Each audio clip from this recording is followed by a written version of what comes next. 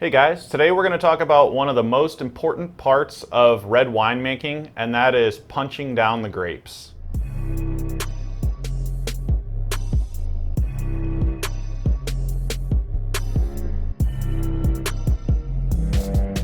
Punching down is just the process of submerging the cap of grapes that rises to the top of that wine. And it's really a simple process, but if you don't do it, what'll happen is your skins will dry out, they'll start to oxidize, and it's really something you don't want to deal with. Now, a lot of wineries, they'll do something called a pump over, which achieves the same thing, but instead of submerging the caps with something like a punch down tool, they're just pumping water from the bottom of the tank and dripping it over to the top of those grapes to re-wet them and kind of submerge them. But I've got about 13 gallons of red wine must. This is a Malbec, and we're going to go ahead and pop the cap open here and I'll show you what to do.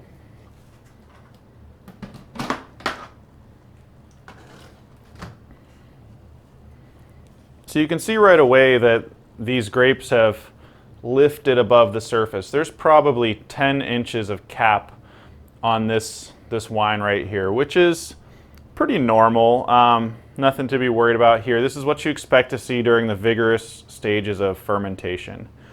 So I'm going to take my homemade punch down tool and just push through the cap. And this is really, really satisfying to do. It just really blasts all the smells out. It's nice to watch those bubbles kind of volcano out. And I'm doing this with, like I said, a little punch down tool that I made. You could do it with a big heavy duty serving spoon. On a small batch, you could use a hand potato masher. There are some options. You could even use your hands if you wash them, but they're going to turn purple.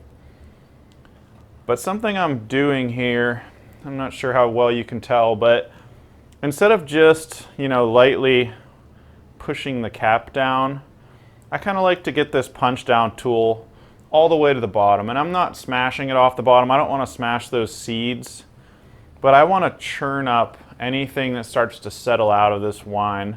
I don't want to end up with a pile of sludge at the bottom.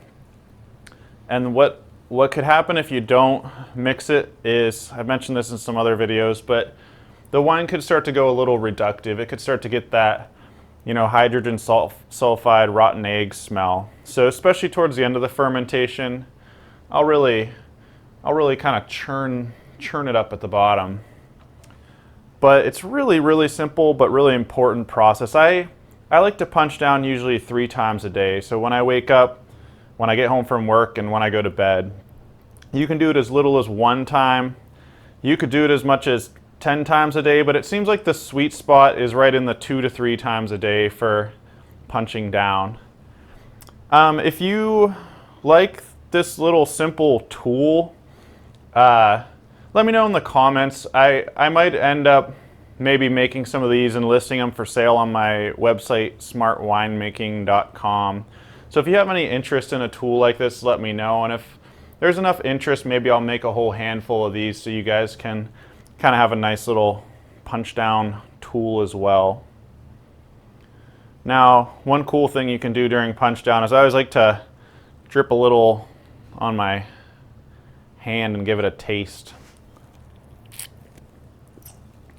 And it's kind of nice to monitor how things are going. You can actually see kind of the color.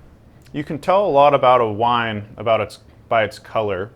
So the more the wine drifts towards like a purple or a bluish hue, usually is less acid, where the more it kind of drifts towards a pink or red type hue is usually a pretty good acid in that wine. And this one's kind of somewhere in the middle. You can see it's a little red, and I think that's going to be a good wine. Its pH is about 3.4 now.